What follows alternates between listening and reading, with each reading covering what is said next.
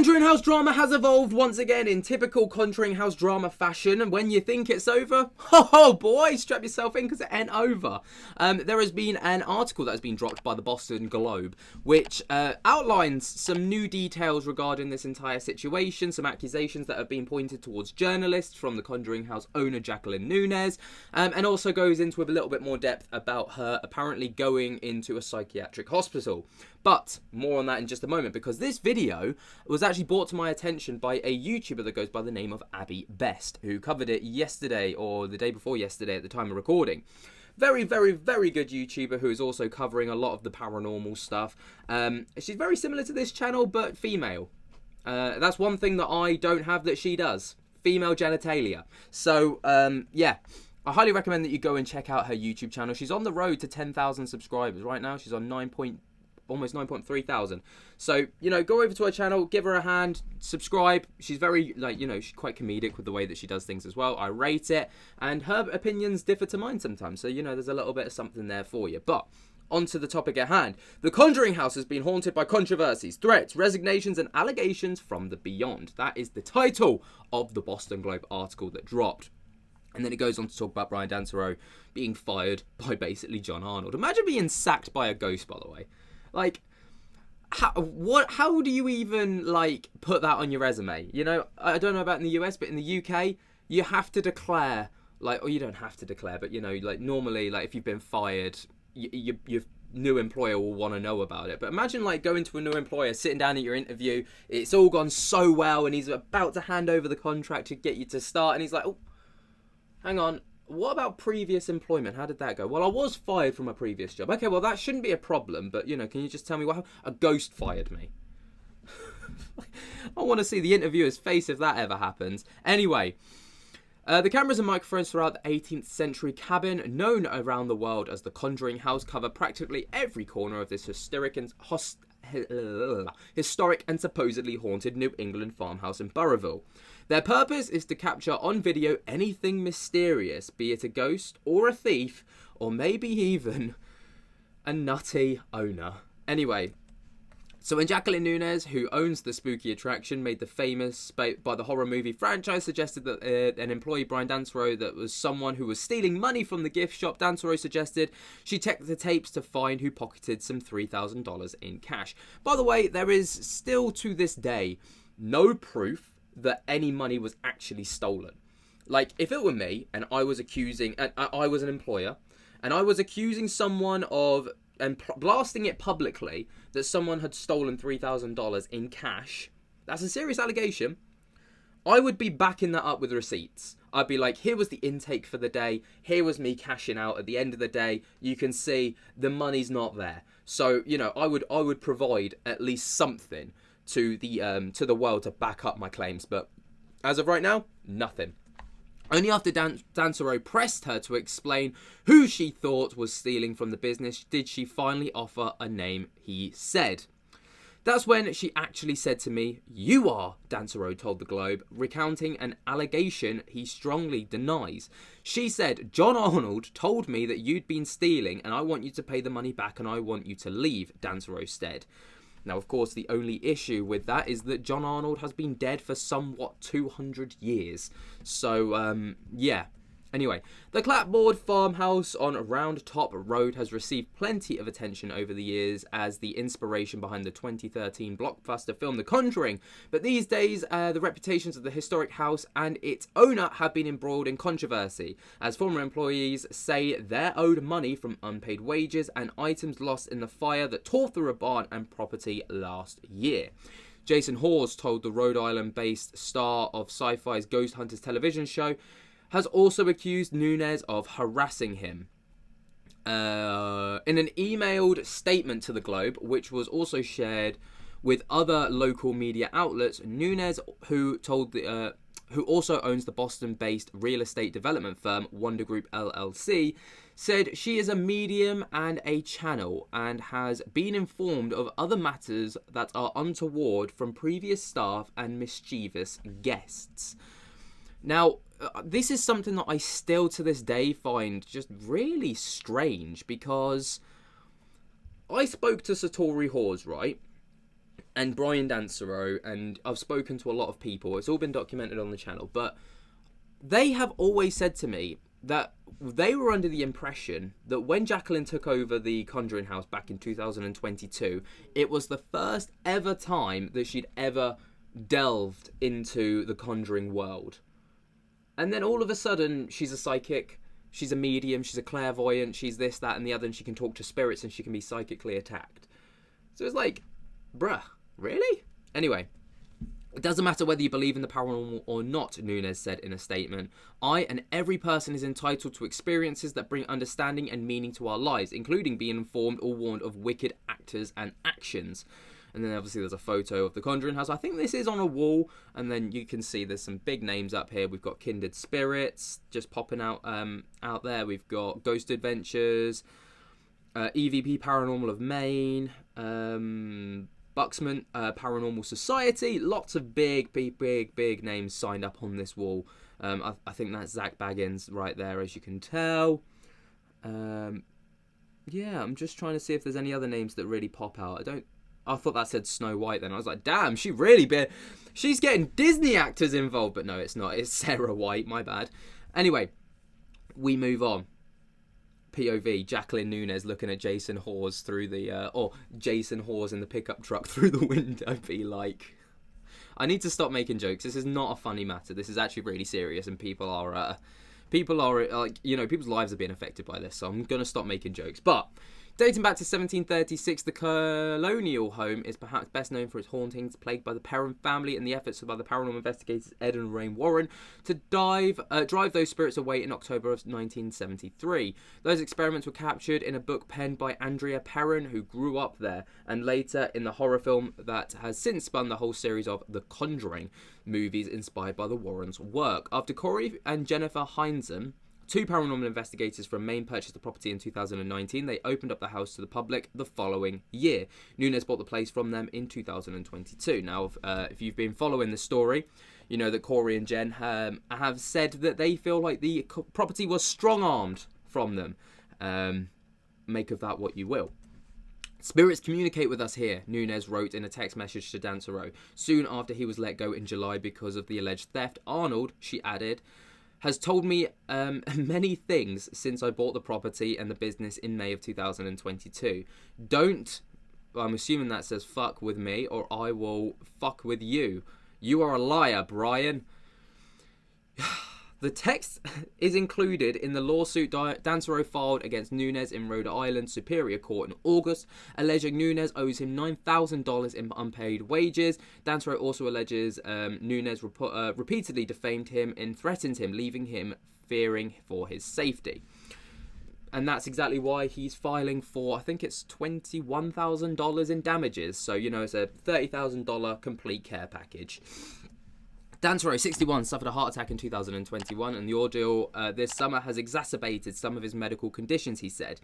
He was never registered as a full-time employee, he said, and has been relying on donations on a GoFundMe to make ends meet since he lost his job at the Conjuring House. Now, I have spoken to Brian, you know, behind the scenes, not just relating to the Conjuring House, but, you know, just personally, just to check in, see how he's doing from time to time, and he's let me know that the lawsuit is practically in the works and it's going through. I think any point now it's going to be filed, but I know there's a lot of other things that Jacqueline's also facing that I'm not going to talk about because it's not my place to, and also I've not got the authority to talk about it. But I know that there's a lot of other things, not just from, this isn't Brian talking to me, by the way, this is a lot of people involved in the situation. But you know, what's really sucks about this, and probably is the biggest kicker, is that Brian actually can't go and get a job elsewhere. And the reason he can't go and get a job elsewhere is because his paperwork wasn't filed properly by Jacqueline Nunes for whatever reason. And I don't know how the laws work over in the States, but he's just basically not able to find proper new employment within the area that he lives in, which is Rhode Island or neighbouring states, because he's not got the proper paperwork sorted. And that sucks. So he's literally depending on donations, which I think Abby looked at it in on her video, but I'm just going to take a look at it as well because it's been a couple of days since she took a look. But I'm going to look at Brian Dansereau. I'm going to check out the GoFundMe and just see where we're at with that. So with the GoFundMe, $8,110 US. Fair play. Acceptable. Yeah, you know, he goes on to talk about it here, but wow, man. The Lizzie Borden House donating $500, by the way. Wow, fair play. And then obviously there's a lot of people that have donated as well, but I will leave a link to that GoFundMe if you want to be able to support Brian just through this legal time. You know, he's literally living on donations at the minute, which, you know I can speak for myself. I would find uncomfortable, but you've got to make ends meet somehow. So anyway, it's just been a horrific experience for me psychologically, emotionally, and physically, this whole thing, Brian said. Nunes disputes owing Dansereau money and accused him of slandering me personally and trying to damage my reputation and business. She said she would take legal action. Dansereau is not the only former employee who spoke out at the Conjuring House, which is also known as the Old Arnold Estate. In June, 7 former employees and people with ties to the property released a statement on social media declaring that they were no longer affiliated with the house, citing their experiences within the work environment. Meanwhile, Hawes told the West Greenwich police on the 6th of August that Nunes had accused him of being aware and alleged an attempt on her life, according to a police report. I don't have a relationship with her, Hawes told the Globe. I've never met her, I think a total of 4 times, and each time there's been numerous people around. She wanted to meet me and so forth. I'm absolutely not surprised that he didn't go to meet her because, unfortunately, based off of everything that's gone on, you just don't know how that's going to go down, do you? You don't know how it's going to play out. Anyway, according to Hawes, Nunes posted on social media surveillance footage of the pickup truck leaving the Conjuring House early one morning and wrote to the man in the video, looked like Jason Hawes.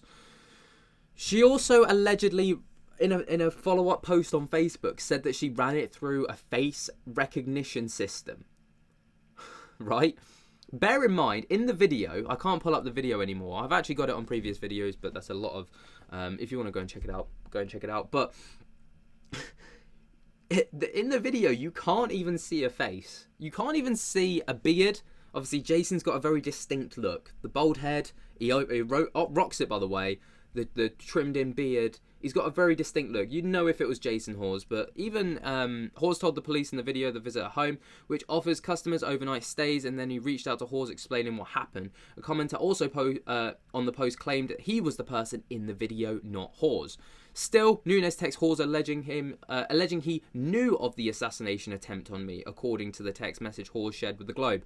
Hawes requested police grant him a no trespasser order for the home and for his home after Nunes sent texts accusing him of abuse, sexual abuse, and he said. Oh my God. Wow. That's really defamatory. She, I don't know, I know Jason wants to try and keep his head above the parapet with this, and he wants to try and keep as much out of it as possible, but, you know, he's got a really good case for defamation here. Like, especially if these things right here can be proven to be unfounded, like, that's a very good defamation. He can get a lot of money out of that. Not that it's about the money, but at the same time, you know, Jacqueline is a businesswoman. The biggest way to harm a business is to pinch the pocket, right? And at this point, I'm starting to think if that's something that should just happen. Do you know, like, I would never condone that kind of action if it was unnecessary, but at the same time, how else do you stop this person from just going at you? Anyway, I digress. On Facebook, Hawes advised his 758,000 followers to boycott the Conjuring House. I'm concerned for the safety of any individual who might go into the property and spend time there, he told the Globe. Hawes' daughter Satori and her fiancé Cody Desbians both worked as caretakers at the Conjuring House and appear on the Ghost Hunters as the paranormal couple.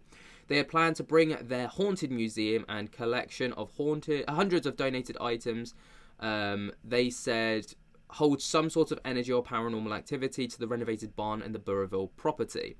But before they could move the bulk of the items, the 2,000 square foot barn went up in flames in December of 2023, an incident the State Fire Marshal Office deemed as an accidental fire caused by spontaneous ignition of oil-soaked rags discarded in a plastic bag within the structure. According to an official police report filed in February, no injuries were reported, but Satori Halls and Desbians said that they lost approximately $7,400 worth of sound equipment, curtains, and furniture in the and other items in the blaze. Now, I mean, fortunately, they didn't put any of their like haunted items, which are not replaceable, in there, because obviously you can't get that stuff back. You can't get the history of the item back once it's like burnt ablaze. But,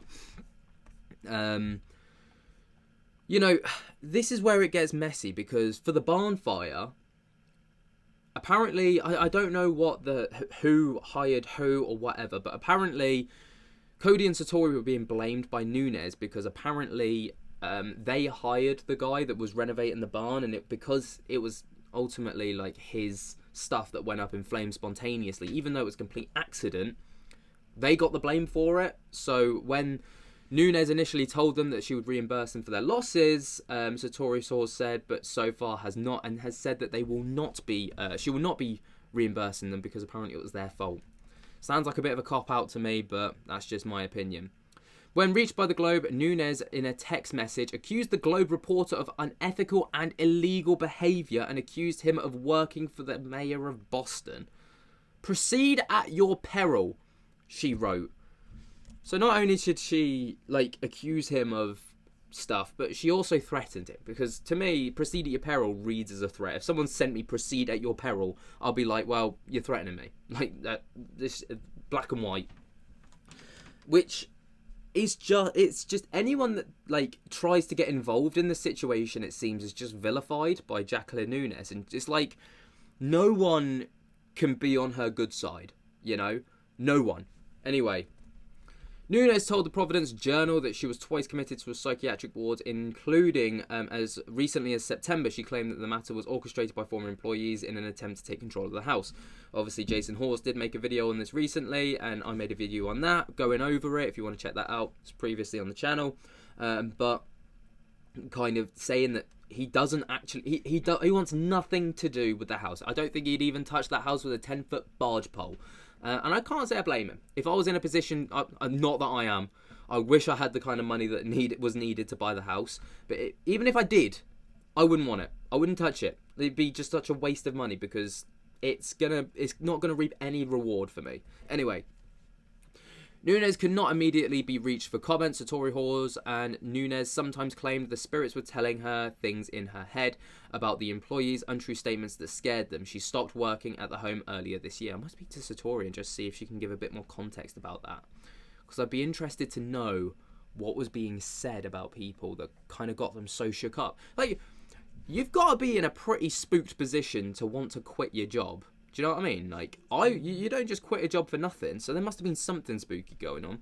In the beginning, Nunes was really our friend, and we felt that we had a relationship with her, and then it turned out, and then it turned, and we felt like we were being used by her, Satori Hall said. So I'd like to think that the relationship we had in the beginning was real, and I still care about her. Fair enough. I mean, if there's one thing that I will say about Satori, especially, who's been speaking out about it, Cody, Jason, Brian, publicly, they've been very, what's the word I'm looking for? Not polite. They have been polite, but what I mean is, like, they've been very diplomatic. They've not been like, the behaviour that we've suffered is completely unlawful, it's completely unfair, you know, they haven't dragged her through the mud. And in fact, at every opportunity, they've turned around and said, we just want the best for her. And it's got to be commended. Regardless of how you feel about Jacqueline Nunes or whatever, that has to be commended. Or, sorry, no, regardless of how you feel about Satori and Cody, that's got to be commended. But what do you guys think? Let me know your thoughts and opinions down in the comments below. While you're down there, be sure to jump together the hell out of that like button. Don't forget to go and subscribe to Abby Best if you want to be kept up to date, as well as myself. And until next time, I'll speak to you later. Peace.